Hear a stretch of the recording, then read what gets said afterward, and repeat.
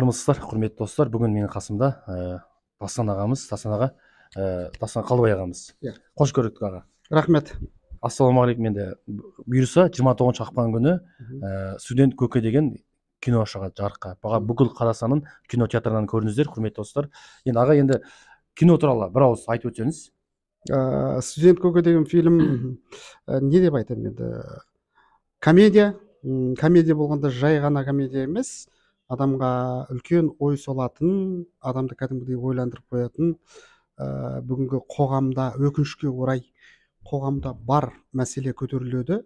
Жай ғана күлкіге бола құрылған фильм емес, берері, айтары, ойы өте терең. Сондықтан мен енді киноны алдын ала мен бүкіл қыр-сырын ашып айтқым келмейді. Оны көрермен кинотеатрдан барып көру керек.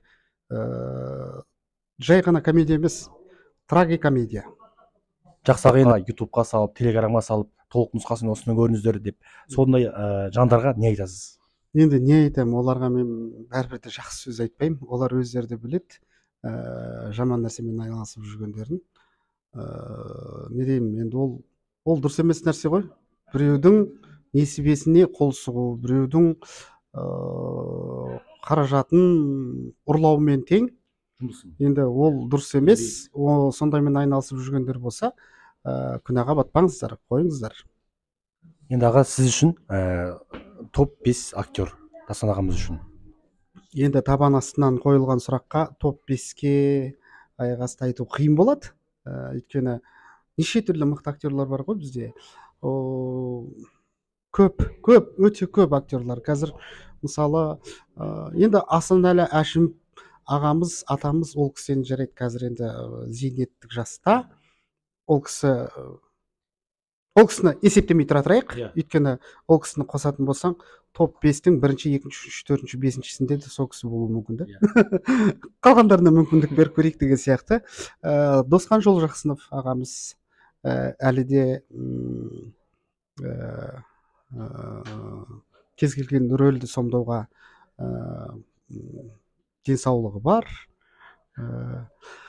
Сол кісіні айта аламын. Көп, мысалы, мен өзімнің қатты жақсы көретін актерім Қуандық Шакіржанов ағам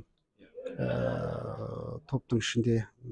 Сосын қазір кейіннен жақсы жарқырап шығып жатқан актерлар Рүстем Жанаманов ұнайды, Нышанбек жақсы актер. Көп, негізі көп. Енді кейбіреулер ренжіп қалмасын. Әркімнің өзінің ойы деген сияқты. Оның үстіне табан асты қойылғаннан кейін енді ойлануға уақыт болмай тұр. Қалғанын кейін өзі сообщениемен жазып жіберемін. Сосын мына кісілер деп.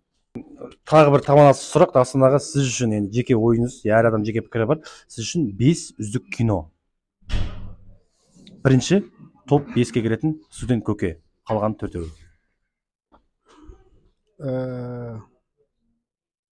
Айта алмаймын мен, ол сұраққа жауап бере алмаймын. Өйткені менің көңілімнен шыққан бір жақсы фильм әлі болған жоқ. Егер көңілімнен шыққан фильм десем, мен тек қана өзім фильмдерімді ғана айтамын.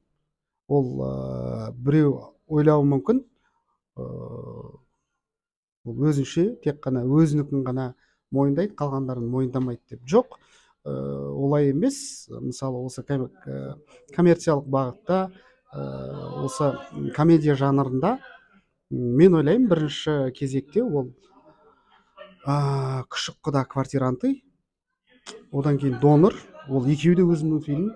Одан кейін міне студент көке, Құдай қаласа шығады. Сол үш фильммен басқа сіздерге ұнайтын фильмдерді салыстырып көріңіздер. Ол жақсы, рахмет. Дастан аға, бұйырса осы студент көке киносы жақсы, бүкіл халықтың көңілінен шығатын, өз мақсаттың еңбектеріңіз ақталып, керемет кино болып шықсын деп, халықтың 10 бағасын алсын деген ниет бар бізде. Рахмет, мен айтқаның келсін. Рахмет.